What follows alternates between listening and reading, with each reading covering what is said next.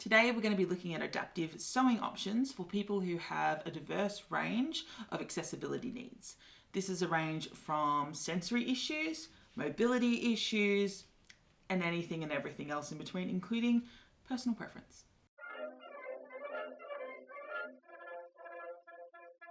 Hello lovelies, welcome to Amy of Melbourne. My name's Amy, obviously, and today we're going to be talking about adaptive clothing and adaptive closure options. Today I'm going to teach you how to use my adaptive closures pattern pack. This is a free download, but it's also included in the Morana Skirt, which is what it was originally designed for. So if you want or need adaptive closures, then this video will help you to include them in your garment making. The reason that I've made this free is because it's too important. Access to clothing that is practical for the user, as well as being something that they actually want to wear, is really hard to find. When I did research for this pattern and for my company, even in ready to wear, there wasn't many options. So hopefully this gives you or someone that you love or know some more options in their wardrobe. The pattern for this is a free download, so don't forget to go onto my website and grab that for yourself. If you have any ideas or suggestions for adaptive closure options or adaptive clothing that you would like in a pattern, please send them to me. You can direct message me, you can send me an email, you can put it in the contact form on my website. I would love to hear from the community what things you would like to see for adaptive clothing. For this tutorial, I'm going to be using these adaptive pattern pieces on my original pattern, which is the Morana Skirt. This skirt is what these pattern pieces were originally designed to go with. I'll also let you know that I am working at a 40% scale for this tutorial. This is so that you can see everything that's going on at the same time. My hand is a lot bigger than this little pocket. And this is not for kids, it is a adult pattern. If you want to see the actual Morana skirt, you can see that on my website and purchase it there as well. You can also see the video that I have with the full tutorial linked below.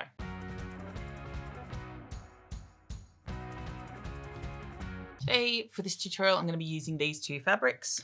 The other adaptive options that we're going to be exploring today are the full zipper, which is included in the original instructions for the Morana. We're also going to be looking at how to increase the size of the Morana waistband so that you can have a double closure. Step one is to glue together your pattern pieces and then cut them out. These pattern pieces are available on my website, amyofmelbourne.com.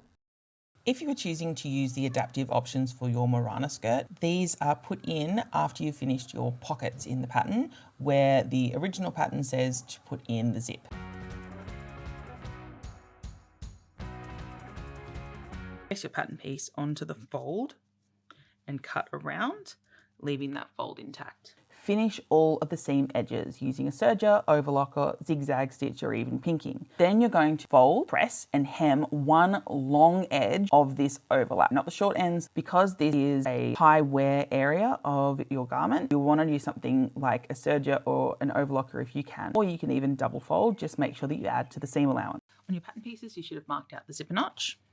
Then you're going to take your garment and you're going to sew the side seam that you're putting this piece into up until you get to basically the notch placement. If you're not using the Morana skirt, which is what this pattern is created for, then you can use your pattern piece that I've given you to measure down on your garment and work out where the fold would go on the side seam. Open the unstitched section of the side seam of your garment and pin the long unhemmed edge of the overlap piece along that opening.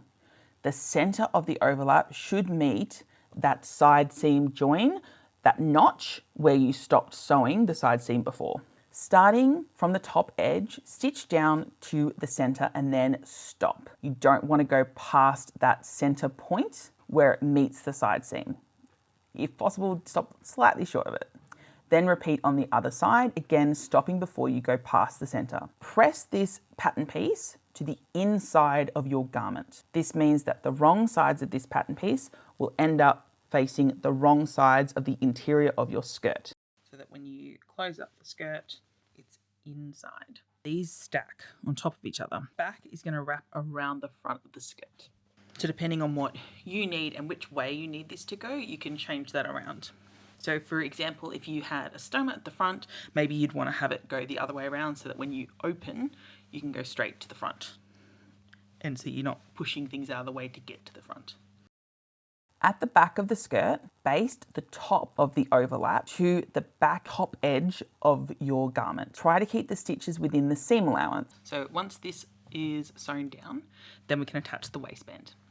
Then when you add your waistband, you're going to create longer waistbands than what you would on the regular Morana pattern or your regular pattern. When the waistband is attached, the front side of the overlap should match the length of the waistband, and it creates a straight edge. At the back, where you've basted it, the waistband should cover the basting stitches and then extend beyond that side seam to create an overlap closure. This would mean that your overlap comes towards the front of your body for easier access.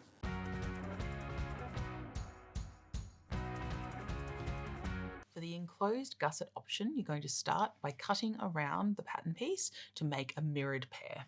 You need to stay stitch along the top of the two gusset pieces at 1 centimetre or less, and then finish all of the edges of both pieces with an overlocker, a serger, or a zigzag stitch. If an overlocked edge for any of these is a sensory issue for the wearer, then you can add extra seam allowance and finish off the edges with either French seams or double turned seams. Then you're going to use that stay stitch line that you did before to help turn the curved hem at the top down, press, and hem.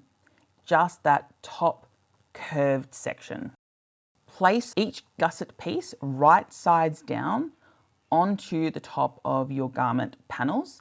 These shouldn't be sewn together at the side seam. These should be completely open. You're going to line them up against the edge. This needs to be approximately 1 centimetre down from the top edge. That's very important that it's not caught into the top of the waistband of whatever you're creating. Then stitch the side of each gusset to the side of the skirt.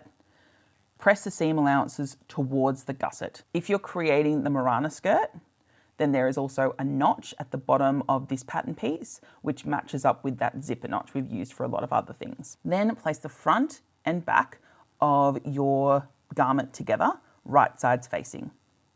You're going to stitch along the gusset, joining them together at the unstitched edge. When sewing the gussets together, when you've got your garment pieces right sides facing, you're going to stop just at the end of the gusset at that notch where your previous stitches stop, which is where you attach the gusset to your garment sides. Then you're going to take your garment and you're going to stitch the actual side seam.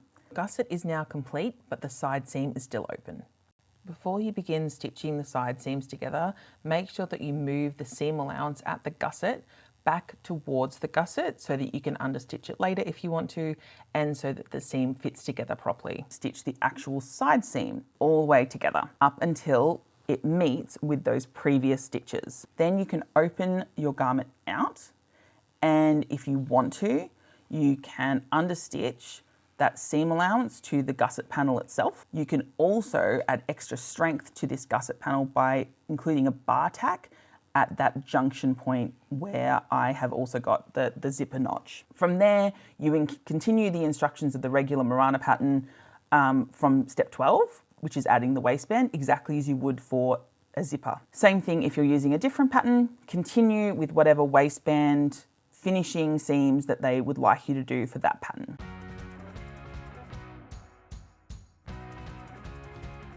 The last option that I have for adaptive closures for the Morana pattern is a full length zipper option. This uses the exact same closed zipper technique that I've shown in the regular pattern. But for this one, instead of stopping and turning at the bottom, you need to have something like a coat zip, which opens at the bottom. And you will instead fold up the hem of the skirt to cover the bottom of the zipper tape. But it's the same process of basting the entire side seam of the garment, placing your zip tape face down, zipper down on top of that, pinning in place, sewing down either side as close to the teeth as you can get, trying to keep it neat, and then taking out the basting stitches to reveal the zip. The zip needs to be short enough that the hem and the waistband will cover the top and the bottom of the tape. Now that's really all you need to know. So that's based on how long you want to make the skirt and also what you have access to.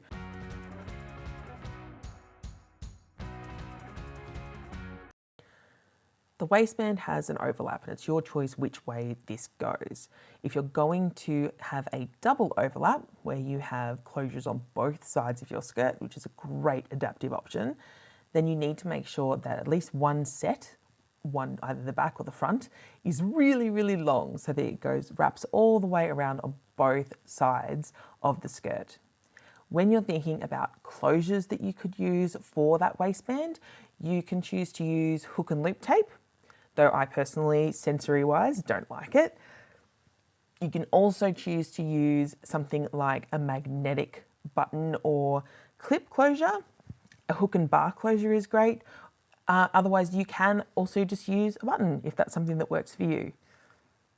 This is your skirt from the outside. It all looks completely normal, like any other skirt. Probably the only difference on the outside is that your closures come to the front, but I actually think that's a really cute feature.